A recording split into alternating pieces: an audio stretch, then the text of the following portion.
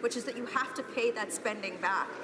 Both the Liberals and the NDPs have no idea about this, and certainly it's my pleasure to stand up for common sense and my constituents in this House to have a low tax burden and prudent common sense when it comes to government spending. All right. I think that's about all the time we have for questions and comments in this particular round. But we'll now go to statements by members. Déclaration de député. The honourable member for Saanich Gulf Islands. Thank you, Mr. Speaker. It's always an honour to rise in this place and pay tribute to people from my community of Saanich Gulf Islands. But it's particularly difficult when I'm paying tribute to someone who's passed away far too soon. Saanich Councillor Vic Derman died this weekend. He had served on council since 2002, but before that, he was a key community leader. He founded the Saanich Communities Association Network. He was a founder of the Land Conservancy. He was my friend. He was a community leader in every way you can imagine. He was a school teacher before he went into politics. He inspired many young people who are now paying tribute to him to give themselves to public service. He leaves his wife, Lorraine, his daughter, Michelle, and countless others like me who hold Vic Derman forever as a hero, a champion of climate action and sustainability. Thank you. The honourable member for Pitt Meadows, Maple Ridge. Monsieur le Président. Mr. Speaker, it's with great sadness, but also a sense of closure, that I take the floor today. In July 1974, a group of young cadets attended summer training camp in Valcartier, Quebec. During a training session, a grenade exploded, killing 6 cadets and injuring dozens of others. I was a cadet in the Royal Montreal Regiment at the time when we learned that 2 of our own were among the victims. Over 40 years, these cadets and their families did not see the fair treatment or compensation they deserved.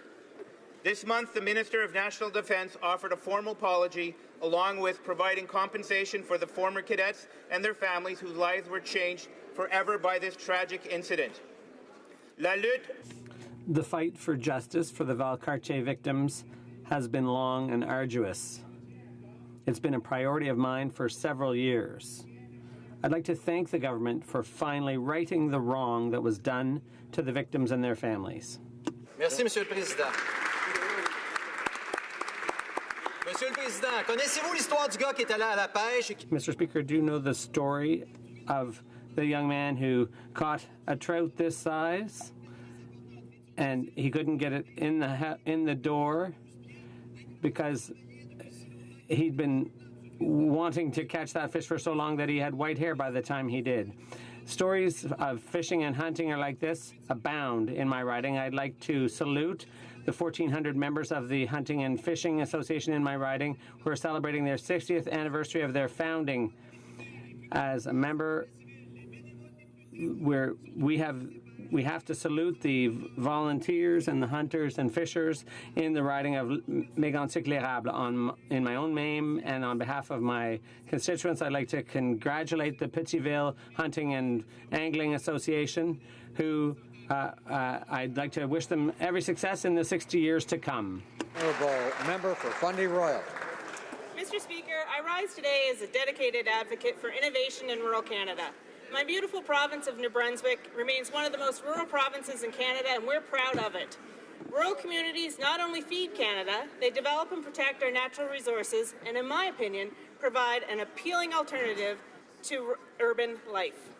Mr. Speaker, I'm proud to be part of a government that understands what innovation looks like in rural Canada and is committed to investments in broadband internet connectivity and other technologies that support resource-based industries like agriculture and fisheries. Hear, hear. We are working to strengthen the workforce through immigration and investing in training and skills development, as well as growing the economic potential of tourism through infrastructure investments like our own Fundy Trail. Mr. Speaker, we must all be champions for rural Canada in this House, as we will continue to rely on the tenacious and innovative rural Canadians for sustainability and growth. By continuing to look at innovation from a rural perspective, we can realize the full potential of our great country. The honourable member for Essex. Today I rise to recognize March 21st as the International Day for the definition of racial discrimination. The 2017 UN theme is racial profiling and incitement of hatred, with a focus on how this impacts refugees and migrants. The recent terrorist attack against the Muslim community in Quebec was a devastating reminder that Canada is not immune to hate crimes and racially motivated violence. Racial profiling of minorities continues on our streets. Systemic discrimination against First Nation, Métis, and Inuit peoples continues across Canada, and people are being discriminated against at our border by Trump's prejudiced immigration and travel ban. There is no place in Canada for hatred or discrimination of any kind. Tiana Ducharme, member of the Nisga'a Nation and daughter of the vote delegate, who stood in this House, said, "I envision a Canada that is fierce in its leadership and shows just how much every person is equal. We must challenge racist attitudes and behaviours if we hope to continue building a fair and equitable society and to change the reality in Canada for racialized people and all who seek racial justice." Député de Pierrefonds-Dollard. Honourable Member for Pierrefonds-Dollard. Mr. Speaker, today we celebrate International Day of Forests. It's essential that we protect our environment, and that begins with protecting the forests. They are the Earth's lungs. They are the habitat of countless life forms. There's a wonderful parable by Dr. Seuss called The Lorax. And in it, the Lorax says, "I speak for the trees, for the trees have no tongues." Today, I encourage all Canadians to speak for the trees through their actions. Plant a tree. Donate to a charity, or pick up a piece of litter. Finally, take a moment to go for a walk in the woods and contemplate how we are all one with nature. Thank you. The Honourable Member for Oshawa. Mr. Speaker, I rise in the House to inform you that today, March 21st, marks World Down Syndrome Day, a day where Canadians celebrate people with Down syndrome and their families from coast to coast to coast. Today serves as a platform to share information about Down syndrome in order to debunk the myths and install the facts. Facts, Mr. Speaker, that will help Canadians have a better understanding of Down syndrome. The date, March 21st, is significant because it symbolizes the characteristics of 95% of the people living with Down syndrome, the triplication of the 21st chromosome. I would also like to use this time to recognize the Canadian Down Syndrome Society and their board chair, Laura Lachance, who are here today as they celebrate 30 years as Canada's only national Down syndrome organization. I personally would like to thank the Society for all the hard work and advocacy that they have provided to Down syndrome awareness in Canada over the past 30 years. Thank you, Mr. Speaker. Merci beaucoup. The Honourable Member for Kitchener South Hespeler. Mr. Speaker, I rise today to acknowledge the work of Joe Roberts, his wife Mary Roberts, and the Push for Change team. In 1989, Joe Roberts was a homeless youth in Vancouver's downtown east side, struggling with substance abuse and homelessness. Thanks to the support of his mother and an OPP officer, he turned his life around and became a successful entrepreneur.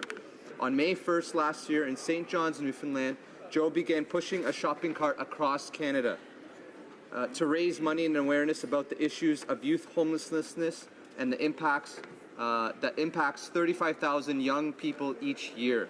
Today is day 325 of the 517-day walk, and Joe has already walked nearly 6,000 kilometers. When he arrives in Vancouver on September 30th, Joe will have walked 9,000 kilometers and engaged at over 400 schools and community events. Let's keep pushing for change. Thank you, Joe. You're here. The Honourable Member for Pontiac. Canadians are celebrating International Day of Forests. With the third largest forest area in the world and 37% of the world's certified forests, Canada's forest sector is ideally positioned to drive innovation, create jobs, and combat climate change.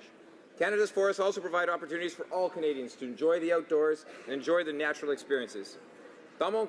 In my riding of Pontiac, the legendary white pine has been central to our rural culture and historically a driver of economic development in the National Capital Region. The Log Driver's Waltz is an alternative national anthem for Canada. Canada's forestry industry continues to embrace innovation by adopting clean technologies, producing green energy, and reducing energy and water consumption. The industry is recognized worldwide for sustainable forest management, and this is vital to securing the health and well-being of our nation's forest and forestry sector. Thank you, Mr. Speaker.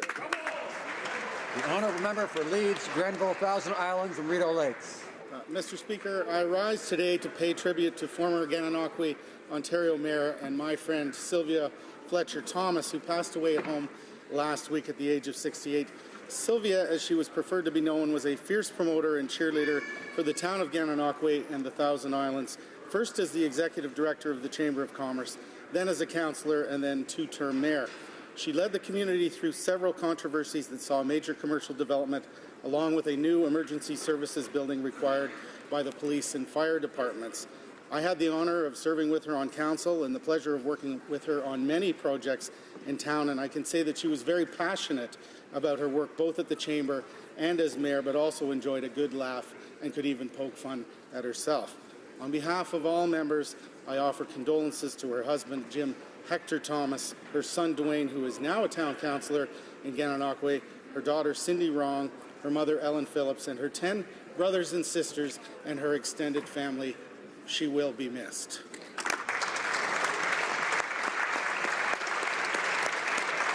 The honourable member for Scarborough Rouge Park. Mr. Speaker, today is the International Day for the Elimination of Racial Discrimination. Racism affects all of our institutions, and it has a real impact on the lives of racialized Canadians every single day. Indigenous and Black communities are vastly overrepresented in our jails. 25% of those in federal prisons are Indigenous men and women. 36% of those in federal prisons for women are Indigenous. Other vital statistics illustrate the deep historical impact of government policies towards our First Nations, Métis, and Inuit peoples. This year, we saw racism manifest in its deadliest form with a shooting in Sainte-Foy, Quebec. Reported cases of Islamophobia have more than doubled in the past 3 years alone. We see mosques and synagogues vandalized. We see girls and boys, women and men targeted for just being who they are. On this day, we need to reflect on these startling facts and resolve to fight racism in all its vilest forms, right here in Canada and around the world. Thank you, Mr. Speaker. Honourable member for Hamilton West and Castle Dundas. Mr. Speaker, our democracy thrives when each new generation produces thoughtful leaders and thinkers. Today, I am pleased to announce that 5 students from McMaster, which is a world-recognized institution in my hometown of Hamilton, have won the Minister of Finance's Post-Secondary Policy Forum Challenge. Their submission, Mr. Speaker, focused on reform and modernization of employment insurance. The Finance Minister himself called their submission innovative and bold. These talented young people will be on the Hill tomorrow and will be able to hear the Minister deliver the 2017 budget, and will also have the opportunity to meet with him afterward. I wish to congratulate these bright young minds for their innovation and creativity. They inspire great optimism in me for Hamilton and for Canada. Well done, students. Well done, McMaster University. The honourable member for Parry Sound, Muskoka. Speaker, I recently hosted a meeting in my riding of Parry Sound, Muskoka with local advocacy groups and the mayors of Huntsville and Bracebridge to discuss an alarming report in the Globe and Mail. The report revealed that 1 in 5 sexual assault claims in Canada is dismissed as unfounded by the police. My riding has some of the highest numbers in the country, with more than half of sexual assault allegations being dropped. We must work together to address these disturbing and unacceptable statistics. We should be looking at alternative models of addressing sexual assault allegations, including the Philadelphia model. This model was implemented 14 years ago and allows frontline groups who understand trauma to review reported sexual assault cases directly with the police. I'm encouraged that communities and advocacy groups in Parry Sound, Muskoka, and indeed across the country, are working together and learning from one another to find effective solutions to support sexual assault victims. Let us all help our communities to reduce and eliminate sexual violence and bring perpetrators to justice. The honourable member for Surrey Centre. 914. That is the amount of lives lost in British Columbia to the opioid crisis that has ravaged families and communities across British Columbia. 0 is the number of deaths that occurred at any supervised consumption site last year. These numbers are important and they tell a story that harm reduction saves lives. And after over a decade of inaction by the previous government, this government has taken swift and immediate action to not only save lives, but make evidence-based decisions that will allow for more supervised consumption sites, including in my riding of Surrey Centre. Surreyites deserve access to the very best health care, and Bill C-37 will do exactly that. I want to extend my personal thanks to the paramedics, firefighters, police officers, and all first frontline workers who have not only worked long and difficult hours to save lives, but also put their own lives at risk when doing so. I also want to thank my colleagues from The Honourable Member for Saint-Hyacinthe-Bagotte. Mr. Speaker, early this month I had the pleasure of doing a business tour in Acton Vale. I met with workers at the Burnbrae Farms liquid egg plant and at Denis Simaf where they make brush cutters and at Food for Pets where they make high-end pet food. Their products are as well known here as they are abroad. I also visited Clovis Gautier's farm, whose eggs are distributed all around Quebec. I also visited the Apolline Boutique and the Upton General Store, both of which are chock full of incredible finds. I also visited the La Liberté Motorsport shop, which is a beautiful example of a family business where the enthusiasm is handed down from one generation to the next. I had such an enjoyable time talking to my constituents at the Rousseau and Saint-Amour seniors' homes, where the staff takes such good care of them, and talking to people I met all over town. Thank you, Mr. Speaker. The Honourable Member for Selkirk Interlake Eastman. Mr. Speaker, tonight the Liberals have a chance to right a wrong for a group of soldiers that feel like they've been kicked in the stomach by their own government. Since September, a small group of Canadian soldiers stationed in Kuwait in the fight against ISIS have been losing up to $1,800 per month because of a new tax on their danger pay. When the minister said he'd make sure there is more equity for our troops, I never thought this new tax would be extended by the Liberals to an additional 300 soldiers. On this side of the House, we understand that our troops deserve better. Tonight we'll be voting on our Conservative motion to reverse this cold-hearted tax grab from the brave men and women of the Canadian Armed Forces and their families.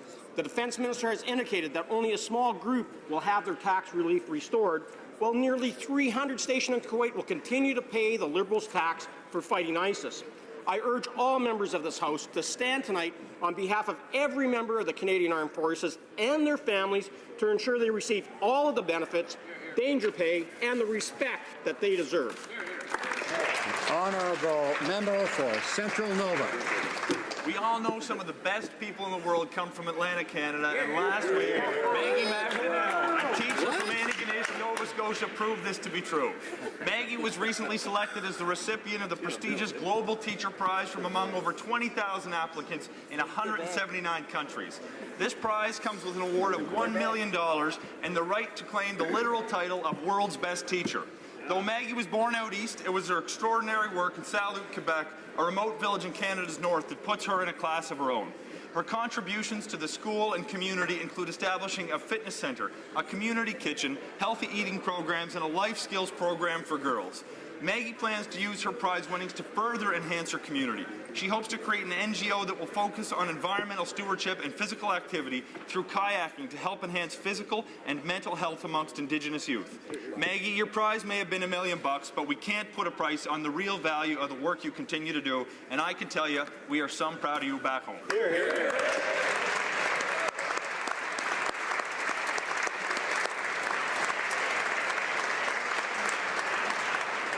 Questions orales, oral questions. The Honourable Leader of the Opposition.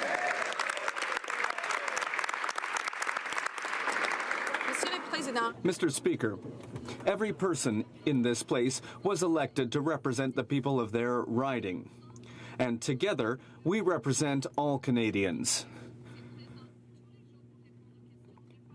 It's not just a simple inconvenience for the Prime Minister to be here every day to answer questions. It's an essential thing for him to do, for him to be accountable to all Canadians. How can the Prime Minister justify his desire to only come once a week?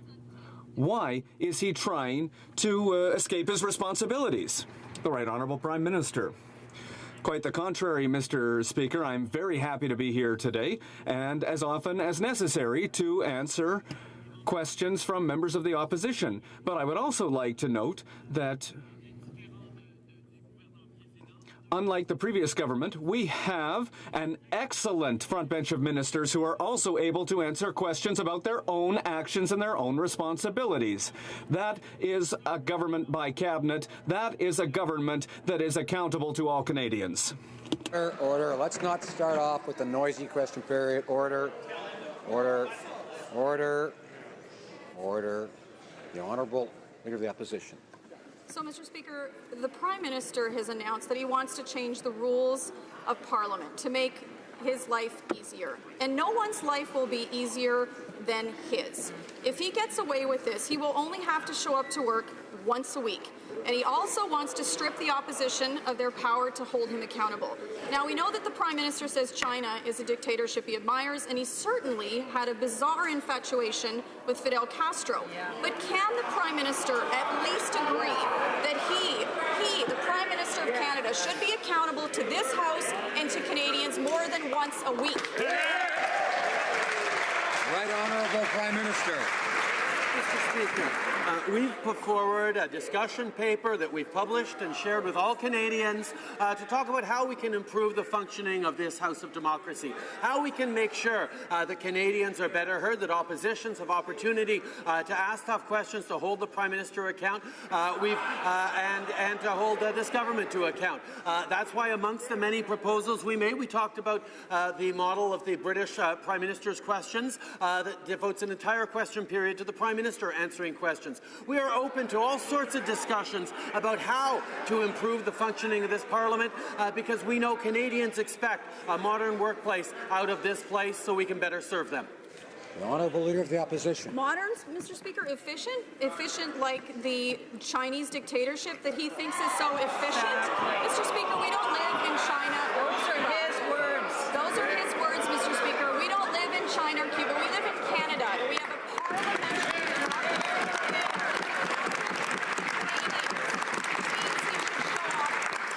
and here's a thought, Mr. Speaker. We could have question period with the Prime Minister every day. He can answer all of our questions every single day. Right Honourable Prime Minister. Mr. Speaker, I look forward to every opportunity to stand up and talk about the great things this government is doing.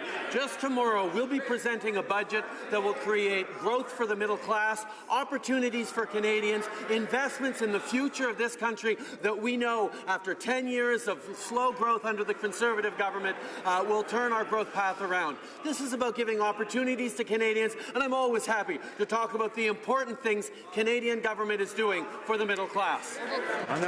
The Honourable Leader of the Opposition. With facts, Mr. Speaker, the fact is that the middle class grew by 30% over the last 10 years. Now, Mr. Speaker, here's an interesting fact. The Prime Minister's office has already spent more on polling than the previous Conservative government spent in 8 years. Millions of tax dollars are being spent to track Canadians' views for the political benefit of the Prime Minister. So I have a really simple question for him. Has the Prime Minister polled Canadians on whether or not he should keep his promise to balance the budget in 2019? Right Honourable Prime Minister. Mr. Speaker, the member opposite wants to talk about facts. The fact is the very first thing we did in government was lower taxes on the middle class and raise them on the wealthiest 1%. Unfortunately, the fact also is that that party voted against raising taxes on the wealthiest and lower them on the middle class. That unfortunately demonstrates that they still don't understand that Canadians need investments in the middle class and support for the middle class, not for the wealthiest like they did for 10 years. Right. Leader of the Opposition. Mr. Speaker, what Canadians want tomorrow is a break from this Prime Minister. Last budget, he hiked taxes on small businesses, on families, on students. Then we got the national carbon tax and a payroll tax hike. But that's not enough.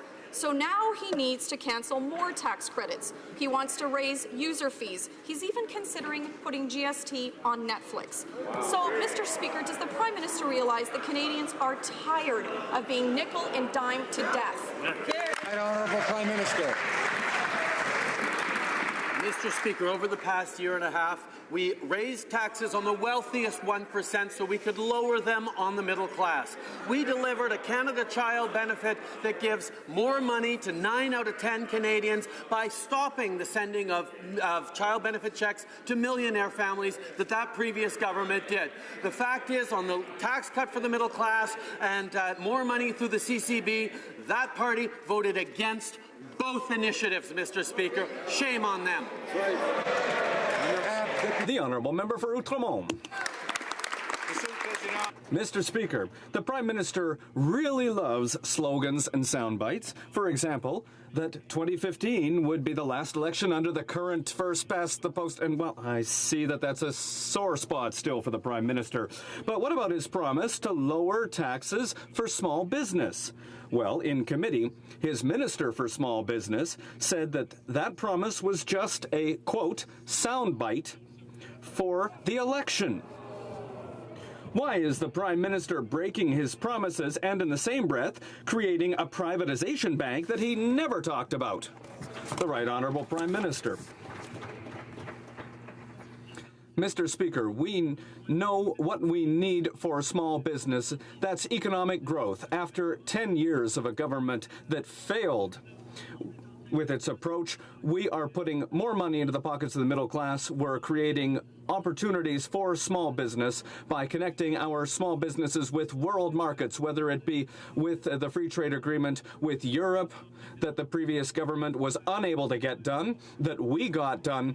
We know that we are creating opportunities for small and medium-sized businesses every day. That's our focus as a government. The Honourable Member for Outremont. Minister conveniently forgot to mention that his platform promise doesn't look anything like the privatization bank that he's now proposing. In fact, the word privatization doesn't ever appear in the Liberal campaign platform.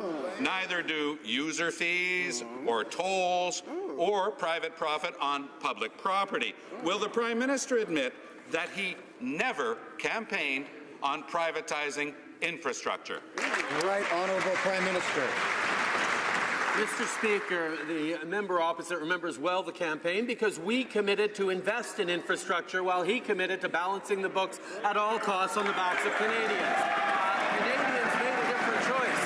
Canadians knew that investing in our communities, investing in infrastructure, whether it's social housing, whether it's childcare spaces, whether it's public transit, is necessary for the future of our economy, for the future of Canadians. That's what we're doing, and we're looking to leverage as much public infrastructure as we possibly can for the benefit of Canadians, and that's what the Infrastructure Bank is going to help do. Member for Outremont. Mr. Speaker, now here's something that did appear in the Liberal campaign platform. Quote, set a cap on how much can be claimed through the stock option deduction. We know a little bit about that because it was actually in our platform long before they discovered it. Tomorrow, the Liberals have an opportunity to put the interests of every Canadian above those of wealthy insiders. Last week, they actually voted for it, and they said they were going to do it. Will the Liberals keep their promise to close the stock option loophole? Yes or no? Right Honourable Prime Minister. It's interesting that the member opposite talks about doing more for the middle class and less for the wealthiest, because he voted against lowering taxes on the middle class and raising them on the wealthiest 1%. If he was serious about helping the middle class, he would make sure that his party stood with us as we lower taxes on the middle class and raise them on the wealthiest 1%. The Honourable Member for Outremont. The NDP voted for increasing taxes on the wealthiest Canadians, but he's right, we did oppose a plan that did nothing to help the middle class. This morning, the federal government abandoned charges of gangsterism, traffic and import of narcotics, weapons possession, kidnapping, and other offenses against 36 individuals arrested in a major anti-mafia sweep. My question for the Prime Minister, why? The Right Honourable Prime Minister.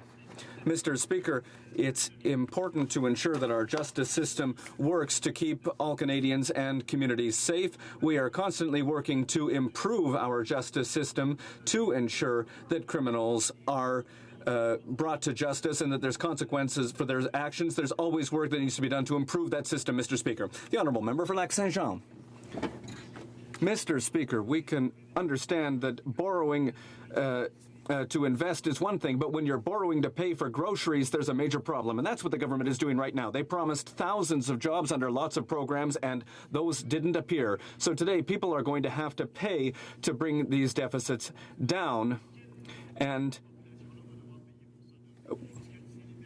who is going to pay for it? Is it seniors who are going to have to pay for it with an end to income splitting? The Honourable Parliamentary Secretary.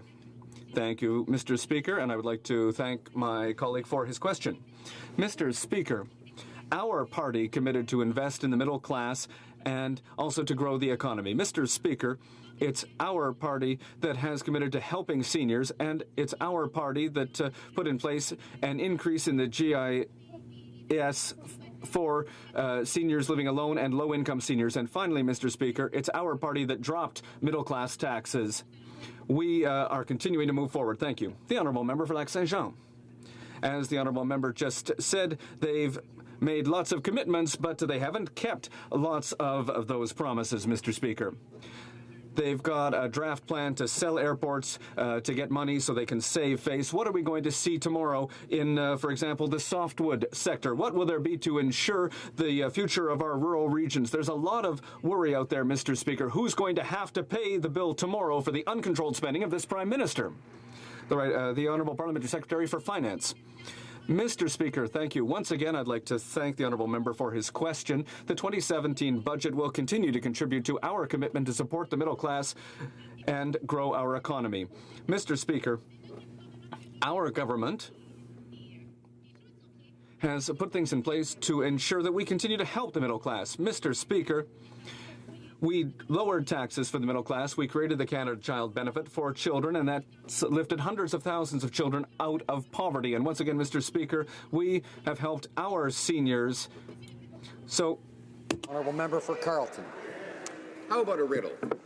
According to Finance Canada, the federal government had a balanced budget in 2015. Now, Finance Canada says we will have deficits until 2055.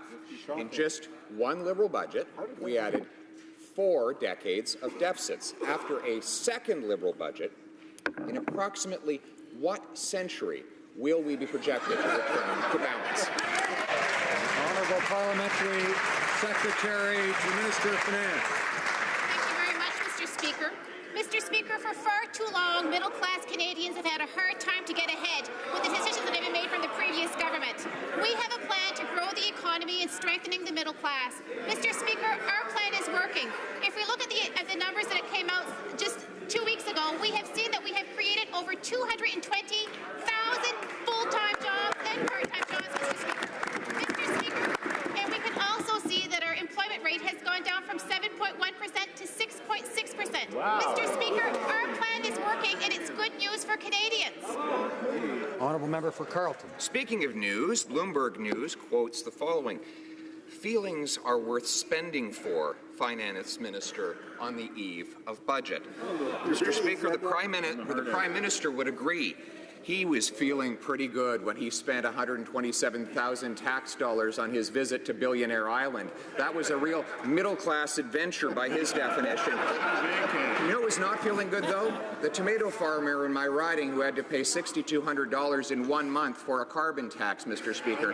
When will this government realize that its feelings are not worth hammering taxpayers with more costs? Honourable Minister of Environment. Thank you, Mr. Speaker. We're committed to taking action that will grow the middle class and create good jobs. Action on climate change is estimated to grow the world economy by $19 trillion through investments in renewable power and energy efficiency. We understand the need to create good jobs, to protect our environment, to grow the middle class, and ensure a more sustainable future for our kids. The Honourable Member for Louis Saint Laurent. Order. Thank you very much, Mr. Speaker. Mr. Speaker, well, the Prime Minister wants to reduce his own speaking time. Well, you know, if he's going to use his speaking time, he should have interesting things to say. A couple of years ago, the Prime Minister said that a budget will balance itself. So, Mr. Speaker, in just a couple of hours, the government will table its second budget. So we'd like to know, After promising a $10 billion deficit and ending up with a $30 billion deficit and a return to balanced budgets in 2055, how will the Prime Minister be able to balance the budget by himself tomorrow? The Honourable Parliamentary Secretary for Finance. Thank you, Mr. Speaker, and I would like to thank my honourable colleague for his question. Once again, Mr. Speaker, our government is committed to invest in the middle class and to grow our economy. Mr. Speaker, it's our government that introduced a tax break for the middle class while raising taxes for the wealthiest 1%. And, Mr. Speaker, it's the party across the way that voted against those measures, Mr. Speaker. The Honourable Member for Louis Saint Laurent. Well, Mr. Speaker, 75% of Canadians have not benefited from these so-called tax cuts. And who were the main benefits of these so-called tax cuts? People who gain between $140,000 and $200,000 a year. Is that the middle class, Mr. Speaker? Well, we can understand that this government isn't able to manage the money or balance the budget, and they continue to punish the middle class. What will there be good for the middle class in tomorrow's budget? The Honourable Parliamentary Secretary. Thank you, Mr. Speaker. Mr. Speaker, the 2017 budget will continue our plan to support the middle class and grow economic prosperity. Mr. Speaker, our government introduced the Canada Child Benefit, which has lifted thousands and thousands of children out of poverty. Mr. Speaker, it's also our government that introduced an increase in the GIS of 10% to help our seniors who live on low income. Mr. Speaker, we have a good plan and we will continue to move forward with that, and we will support all Canadians. The Honourable Member for HoC. Mr. Speaker, the Liberals want to change the standing orders of the House under the pretext that they want the House to be more efficient. But a party that only got 39% of the vote in 2015 now wants to change the rules unilaterally. And, well, the devil with sunny ways. If they want to show goodwill, why not abandon their proposal like they did with Motion 6 and create a representative committee of the popular vote to study this question? The Honourable Government House Leader. Mr. Speaker, during the election campaign, we committed to modernizing Parliament to make it a workplace, an appropriate workplace for the 21st century. Our goal was always to ensure that the government would be relevant in the eyes of Canadians and that the House be accountable, efficient, and transparent. And we can certainly work together. That is why this is a discussion, and I encourage all members to participate in that discussion. Thank you, Mr. Speaker. Stina Bulkley Valley. Thank you, Mr. Speaker. It was Stephen Harper that broke the record for shutting down debate in Parliament, yet in his darkest dreams, he never tried to stifle the voices of the opposition the way the Liberals are trying to right now. It's this Liberal Prime Minister that wants to automatically limit debate on all government bills, and it's this Liberal Prime Minister who says, I only need to show up one day a week to answer questions that Canadians have for him. Newsflash, this House doesn't belong to the Liberal Party, it belongs to all Canadians. So the Liberals step away from the disastrous and undemocratic plan and work with us to make Parliament work for Canada. The Honourable Government House Leader. Mr. Speaker, it was myself that released a discussion paper. I shared it with all members in this place as well as the public. The member is correct that we are here to serve Canadians.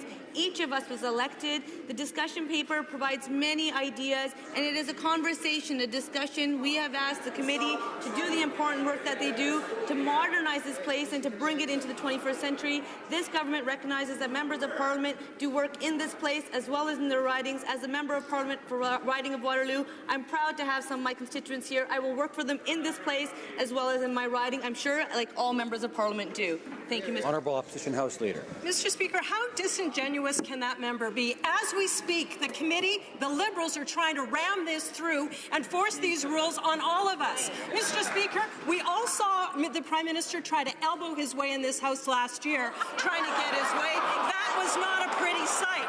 Now, once again, he doesn't want to be here answering questions, so they're trying to force these changes on this House. Does the House Leader or the Prime Minister commit that no changes will be made unless all of us agree? Or are we going to see Elbowgate Act 2?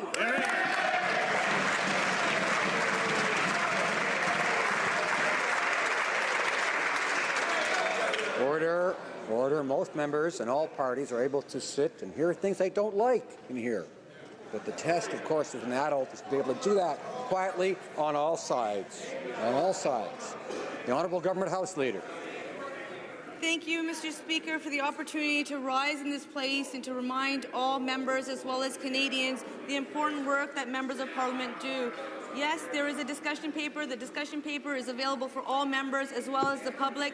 The committee is doing the important work they do. The committee has the opportunity to look at ideas, to bring in experts, and really consider a better way to do government, a better way to do Parliament. We believe that all members on both sides of this place should have the opportunity to have meaningful discussion, and that's why I think it's an important conversation to have. Thank you, Mr. Speaker. The Honourable Member for Portneuf, Jacques Cartier. Mr. Speaker, when I was elected in October 2015, voters expected that I would work hard to bring forward their priorities, and for the last couple of years I haven't been counting the hours it takes to do my duty as an MP. How can a responsible government even think of reducing the number of hours that we work here in Ottawa? Why does the Prime Minister not want to answer questions from all MPs? Mr. Speaker, I think that the Prime Minister is not taking his job seriously. Can the Prime Minister tell us the truth and tell us the real reasons behind these new reforms?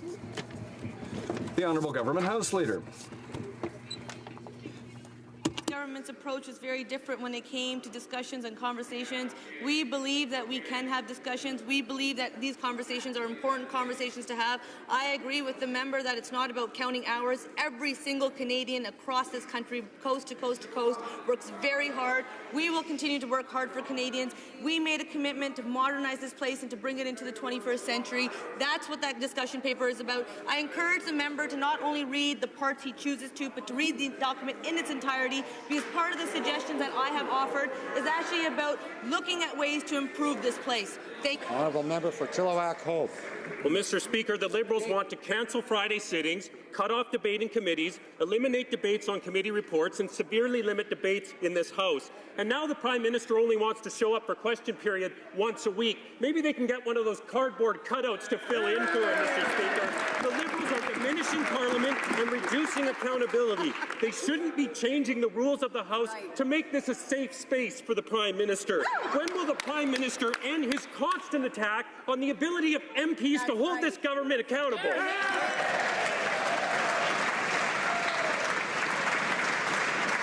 The Honourable Government House Leader. Mr. Speaker, it was this Prime Minister and this government that took unprecedented levels of consultations with Canadians. We will continue to work hard for Canadians. We will continue to work hard for members of Parliament. I know it's very difficult for the member opposite to understand, but our objective has always been to ensure that Parliament is relevant to Canadians and that the House become accountable, predictable, efficient, and transparent. I know we can work better in this place. Thank you, Mr. Speaker. I remind members that it's not helpful to decorum to suggest that members are unable to understand things.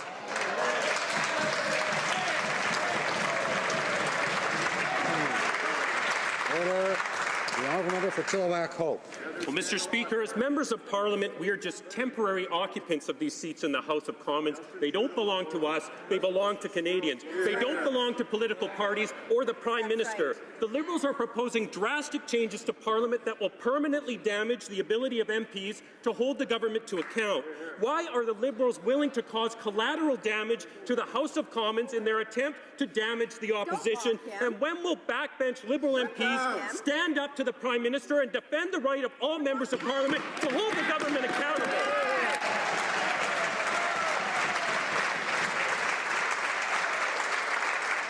The Honourable Leader of the Honourable Government House Leader.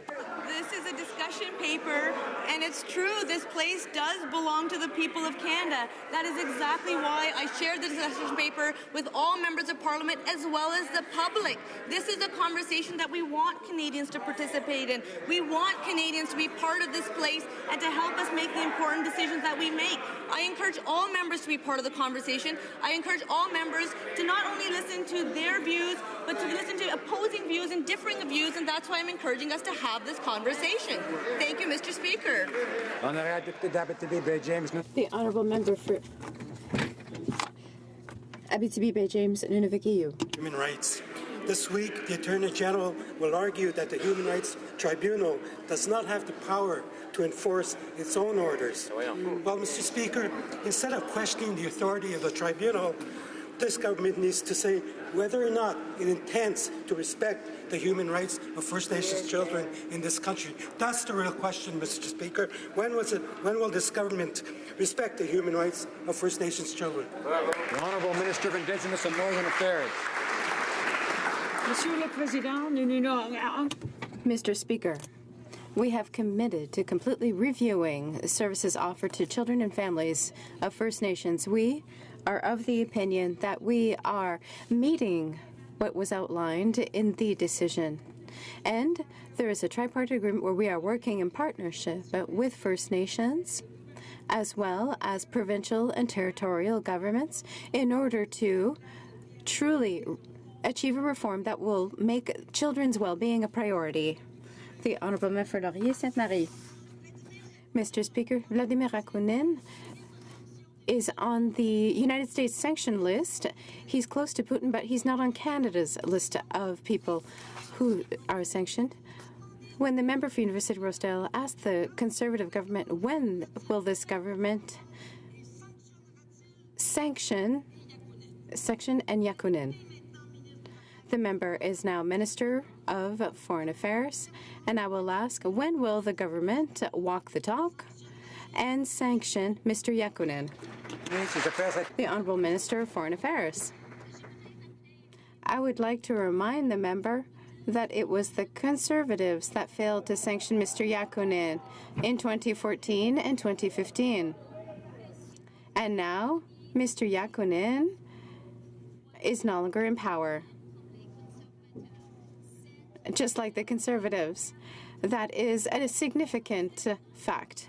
When it comes to our position against Russia, I'm sure that all the members in this House will agree with me to say that the position of our government and my position as Minister of Foreign Affairs remains very strong. Chester. Thank you so much. Thank you very much, Mr. Speaker. The recent session at the UN Commission on the Status of Women was attended by the Minister of the Status of Women and several members of the Standing Committee. Two of my constituents from Truro, Linda MacDonald and Jean Sarson, made presentations there for the need for required appropriate laws. These two women are tireless advocates for human rights and women's rights in particular. Could the Minister of the Status of Women outline what progress was made at these UN meetings? The Honourable Minister. Monsieur le Président, joyeux Nowruz. Mr. Speaker. In Colchester, it was truly an honor to lead the Canadian delegation of over 200 Canadians at this year's UN Commission on the Status of Women. People like Linda and Jean are truly at the heart of the movement to advance women and girls' rights domestically and around the world. Canada has made significant progress since I was last there in 2013, Mr. Speaker, and we will remain at the forefront of global efforts to ensuring that women and girls everywhere can reach their full potential. Honourable Member for Parry Sound, Muskoka. Speaker, the Reeve of Emerson, Manitoba, says another 29 asylum seekers illegally crossed into his community on Sunday night alone. We also know refugees are illegally crossing into Quebec with American visas issued at the U.S. Embassy in Saudi Arabia. Speaker, Canadians are tired of the Liberals' inaction and denial. Where is the plan, Mr. Speaker? When will the Liberals finally take action and regain control of our borders? Sure. The Honourable Minister for Public Safety.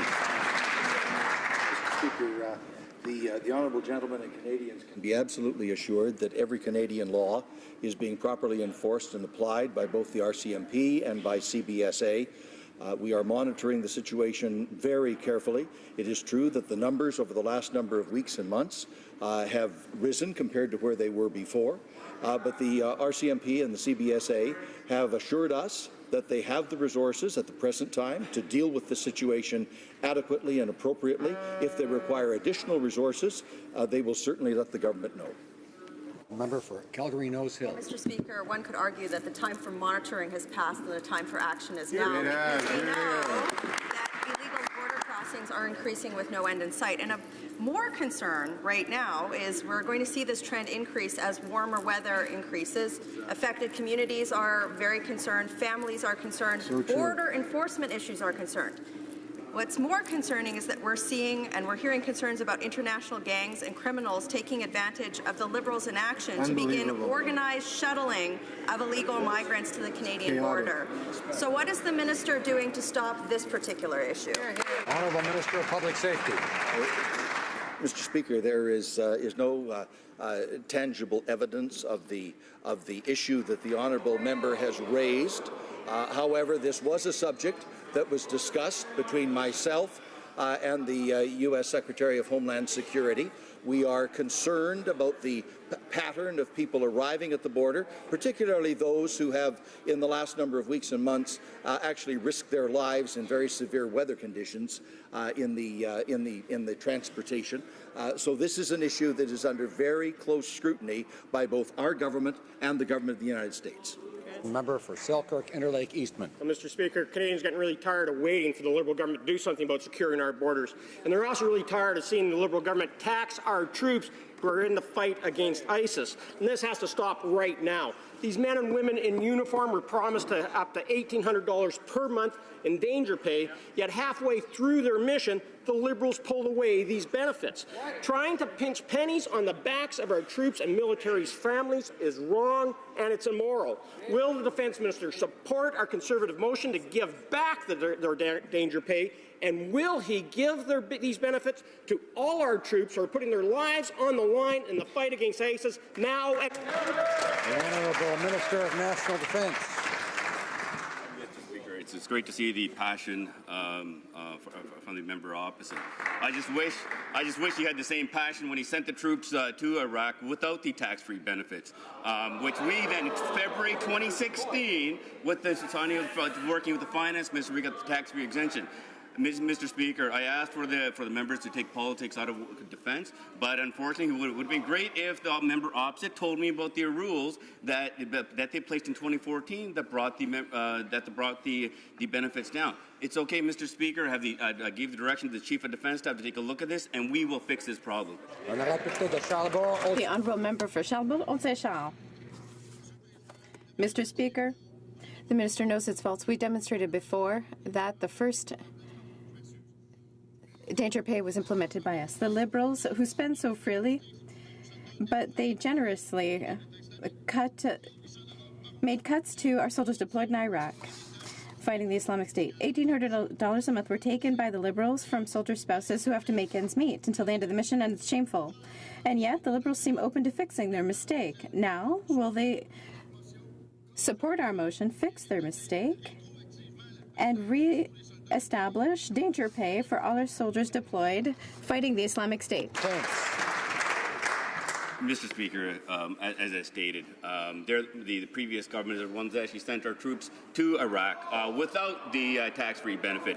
In February 2016, we corrected this problem, but rules that were placed in 2015 by the previous government that brought the benefits back down. Now that I realize that those rules are in place, we're looking at them, and the CDS will be making recommendations so that we can fix this problem once and for all. Thank you, Mr. Speaker. Honourable member for Courtenay Alberni. In committee, the Minister for Small Business said that the Liberal promise to reduce taxes on small business was, quote, a great soundbite and, quote, a great headline. But at the end of the day, they weren't really going to do it. My goodness, Mr. Speaker, the old Liberal arrogance is alive and kicking. First, they steal an NDP policy. Then they abandon that promise in their very first budget, and now the minister is bragging about it. So will the Liberals do the right thing tomorrow and reinstate the tax break for small businesses? Yes or no? The Honourable Minister for Small Business and Tourism. Speaker, Canadians elected our government on a plan to grow the economy and strengthen the middle class, and we are delivering on that commitment. Over the last 6 months, almost 220,000 jobs were created, the majority of which were full-time, and the majority which were created by small and medium-sized enterprises. This is the strongest 6 months of job growth in almost a decade. This is evidence that our plan is working. We will continue to make the necessary investments in Budget 2017 to continue to strengthen the middle class and to grow the economy. Thank you, Mr. Speaker. Honourable member for Edmonton Strathcona. Mr. Speaker, many were shocked by the announced cuts to the United States Environmental Protection Agency, including severe cuts to bilateral commitments on the Great Lakes. Canadians will be further concerned to learn how this Liberal government also intends to make cuts to water protection. The minister likes to talk about her deep commitment to the Great Lakes, yet not only is her government continuing the substantial cuts put forward by the Harper regime, they're going even further. Will the Liberals restore funding to these vital initiatives, or will they continue to be all talk and little action for our treasured waters? The Honourable Minister of Environment. Thank you, Mr. Speaker. I was in Washington last week on Great Lakes Day, where I made it perfectly clear to Americans, to my counterpart, that we need continued American investment in the Great Lakes, that we need to be working together. 40 million people rely on the Great Lakes for clean drinking water. It's an engine of the economy. We cannot have things like Asian carp come and destroy our Great Lakes, and we're going to continue pushing with the United States to work to clean up our Great Lakes. The Honourable Member for Red Deer Lacombe. Mr. Speaker, more details have now emerged about the Prime Minister's New Year's vacation. Taxpayers now know they're on the hook for over $120,000, and that's not even counting whatever the numerous ethics investigations are going to cost. The Prime Minister made a conscious decision that it's the responsibility of the taxpayer to pay for his luxury travel. When did the Prime Minister forget that it's his job to serve Canadians and not the other way around? Great question. Honourable Government House Leader. Has been the case for previous prime ministers, including the previous one. For security reasons, RCMP always accompanies prime ministers, whether for personal or business travel. One of the first things we did after taking office was to ask the clerk of the Privy Council office to develop guidelines surrounding the reimbursement of travel by sitting prime ministers, their families, and guests. Prior to our government taking office, no such policy existed. Thank you, Mr. Speaker. Member for Red Deer Lacombe. Mr. Speaker, lots of Canadian families travel by plane on a special getaway once a year. On these flights, you can buy a sandwich, maybe a Diet Coke, and a bag of chips for a snack. It's not great, but it certainly is reasonable. But what's not reasonable, Mr. Speaker, is over $1,700 worth of food and drinks for a 3-hour flight between Canada and the Bahamas, which is how much the taxpayer was billed by the Prime Minister getting to his private island vacation. So my question is simple, Mr. Speaker.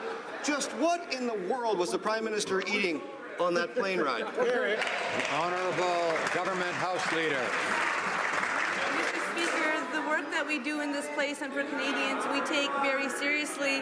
And as I have mentioned, and has been the case for previous prime ministers, for security reasons, RCMP have always accompanied prime ministers, whether on personal or business travel. One of the first things we did when we took office was to ask the clerk of the Privy Council office to develop guidelines surrounding the reimbursement of travel by sitting prime ministers, their families, and guests. Prior to our government taking office, no such guidelines existed. Thank you, Mr. Speaker. Order. Alors, the Honourable Member for Lévis-Lobinière.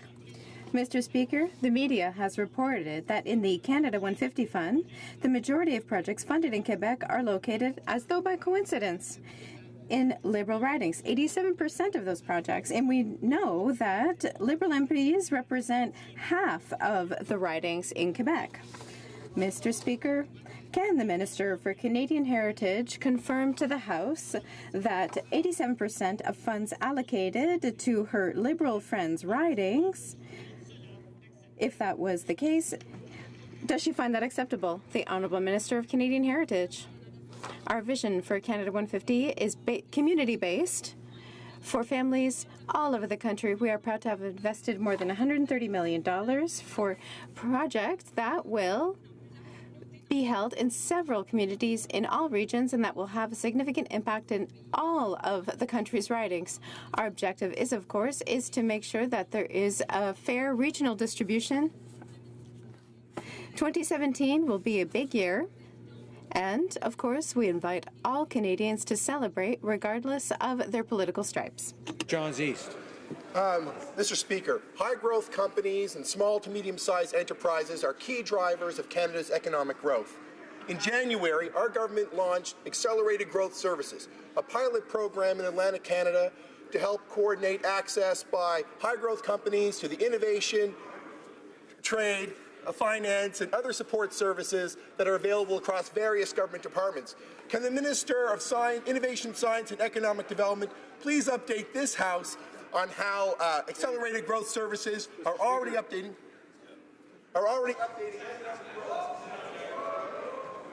Honourable Minister of Innovation. What's that button? You getting shaved? Mr. Speaker, I'd like to thank the member from St. John's East for his question, his hard work and leadership. I'd also like to take this opportunity to thank all 32 MPs from Atlantic Canada for their leadership and hard work in really driving the Atlantic Growth Strategy. As part of this strategy, Mr. Speaker, we've expanded the Accelerated Growth Strategy. This is a one-stop shop that will help small businesses grow and expand in that region, Mr. Speaker. And we've identified 28 companies as part of this pilot initiative. This is very important for Atlantic Canada. This is very important for growth and jobs, Mr. Speaker. Thank you very much. Honourable Member for Kamloops, Thompson Caribou. Mr. Speaker, Canadians were very hopeful that the inquiry into murdered and missing Aboriginal women and girls would lead to a brighter future, but families are losing patience. It's been 8 months now, and we now hear that the commissioners only have 90 names on their database, and that hundreds and hundreds of families are waiting to hear from them. The minister needs to take action. There's some very simple fixes to this issue. She needs to break down bureaucratic barriers and ensure the inquiry gets the necessary information to do their jobs. The Honourable Minister of Indigenous and Northern Affairs. Ending this ongoing national tragedy. We're confident that the Commission has the tools, resources and the networks to provide the families with the support they need. I can confirm that the government officials are scheduled to meet with the Commission to discuss how best to utilize the information and resources already provided. We remain steadfast to our commitment and will continue to work collaboratively with all parties to ensure the Commission is ready to hear from families this spring. Let me know. Drummond. The Honourable Member for Drummond. Mr. Speaker, yesterday, La Presse reported that since 2010, the percentage of bilingual employees in most of the airports of Canada has gone down. This information coincides with the tabling of today's report of the Official Languages Commissioner, which reveals many problems when it comes to offering bilingual services in our airports. What does the Minister of Heritage plan to do to make sure that bilingualism and to promote equality is promoted throughout our airports all over the country? The Honourable Minister of Transportation. Bilingualism is extremely important for our government, as well as the Official Languages Act. Services that are offered through the federal system must, of course, be in line with the Official Languages Act. We take that very seriously. And, of course, we are responsible for safety in our airports, but we insist that it be done with respect and with courtesy and by respecting official languages. The Honourable Member for Nickel Belt. Mr. Speaker, the Government of Canada fully understands the role that mining exploration companies play to support middle-class families and Indigenous communities, as well as to help build a clean, green economy. Can the Minister of Natural Resources inform the House as to what the government is doing to help Canada remain one of the world's prime destinations for mining, exploration, and development? Thank you. The Minister of Natural Resources. Mr. Speaker, I would like to thank the member for Nickel Belt for his excellent question. Recently, I announced that our government will extend by 1 year the tax credit for mining exploration. This tax credit will help exploration companies fund projects and contribute to creating good jobs, including in northern and Indigenous communities. Ms. Phil. Mr. Speaker, many veterans struggle in finding meaningful employment after leaving the service. On transitioning to civilian life, the Liberals promised to engage with stakeholders like Monster.ca to use military skills translators to help our vets find work, including jobs in the public service. The U.S. uses this same algorithm, helping their soldiers find jobs, but we've heard nothing from the Liberals on this campaign promise. Mr. Speaker, can the minister explain, with a real answer for veterans, why the Liberals are dragging its feet on this campaign promise? The Honourable Minister of Veterans Affairs. Mr. Speaker, I thank the member for his question and his commitment to veterans across Canada. We are committed to finding veterans more work in both the public sector as well as the private sector.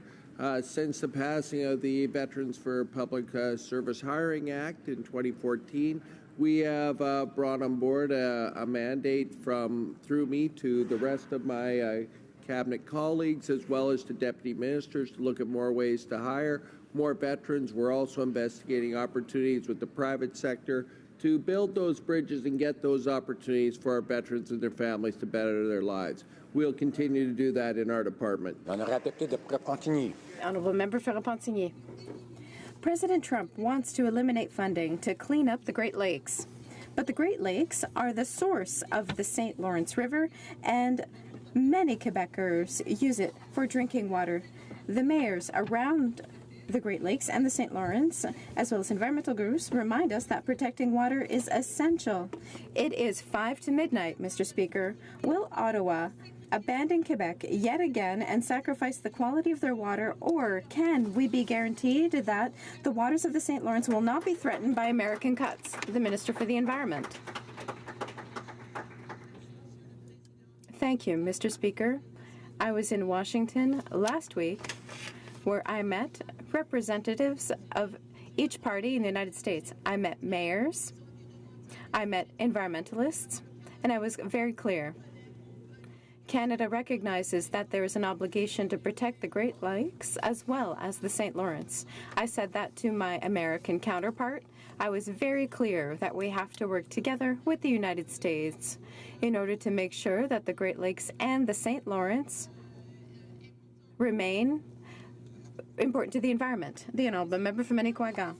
Mr. Speaker, we met forestry representatives, and it's clear that the softwood lumber conflict is going to resume in a few weeks. Last time, the federal government caused 15,000 jobs to be lost in Quebec. 15,000 jobs. That means a lot of people, families, villages, and regions are impacted. Our forestry workers need guaranteed loans to face the next conflict. Will the Ottawa yet again abandon our people? The Honourable Minister of Natural Resources. Mr. Speaker, we recognize that the forestry sector is important for Canada. We have started a broad conversation with the provinces that could be affected by new measures. We will take concerted measures to protect jobs in our country.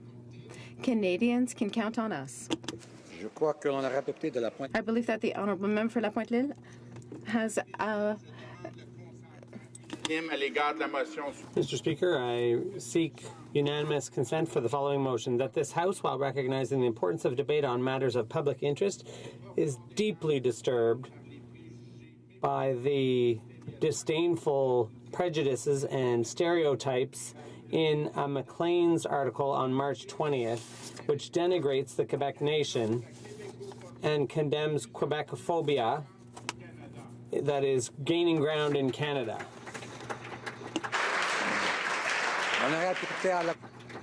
Does the honourable member have the unanimous consent of the House for this motion?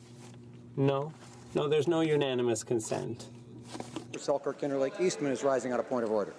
Mr. Speaker, during the question period, I believe that the Minister of Defence misspoke, and I'd like to give him an opportunity to correct the record when he said that we sent troops to Iraq without any support. And I can tell you that the danger was, and he actually has an order paper that he's tabled in this House under his signature. And I'd like to point out to him, if you looked at question number 8. This is a matter of debate. If the Honourable Minister doesn't... Order. This is a matter of debate. I don't think it's appropriate for the minute. This can be carried on in debate another